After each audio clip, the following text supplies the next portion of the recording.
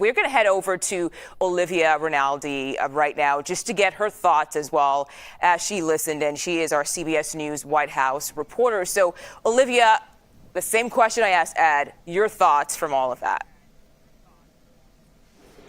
It's good to be with you. We were watching that briefing very closely, and I imagine Ed would take away some of the same top lines that I did. I do want to note Karoline Leavitt, the youngest press secretary ever to command the podium in that briefing room, also without a binder, answering a lot of these questions. But to tick through some of the big news that she laid out at the top of that briefing, she briefly referenced back to those drones that had really captivated the nation last winter, saying that President Trump is issuing a statement saying that those drones were permitted by the FAA and that they were known quantities that were out there, as well as some hobbyists that were out there as well flying those drones. So starting off the briefing with that, also talking about new media and giving a seat in the briefing room to some new media folks that will be in there. She referenced Axios in there as well. But to tick through some of the other things that she went on, she started talking about that federal pause on grants that we have been following, the pause on grants, loans, and assistance.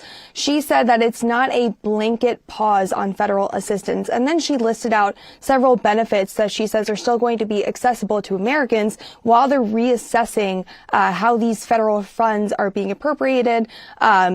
And that pause is going into effect today at 5 p.m. So some of the things she mentioned that people will still be able to access include Social Security benefits, Medicare benefits, food stamps, and other welfare benefits. I do want to note on those Medicare benefits, though, we have heard from several states, including Illinois, that some folks are having issues receiving those payments from Medicare. So there's already starting to see some of the impact of this blanket ban as federal government and state governments are trying to figure out exactly what this meant. This was a very broad memo that went out and really caused a bit of a panic among not only the federal government, but state governments as well, trying to figure out what access to funding they will still have. And of course, the White House says that this pause is currently so they can figure out what priorities these budgets still have and if they align with President Trump's priorities. So we're watching that very closely as well. But I do also want to note that Karoline addressed Trump firing some of those inspector generals. That was something we saw last Friday night. He fired about a dozen inspector generals across the government. She said that he is the head of the executive branch, and as that, he can fire whoever he sees fit within that executive branch. So important to note there, as we're tracking a lot of major stories throughout this press briefing and getting a lot of questions answered. Yeah, a lot of questions there, certainly a lot that happened. And again, as I said earlier, a very unique White House press briefing. We want to switch gears here, Olivia, because we also have news about Israeli Prime Minister Benjamin Netanyahu's visit to the United States. What more can you tell us about that? Well, we've been hearing from sources on the Israeli side that this is something he had been likely to plan as far as next week. We spoke with a senior administration official yesterday who said that they did not have anything on the books yet, but it sounds like that's something that is in the works, could be likely as soon as next week.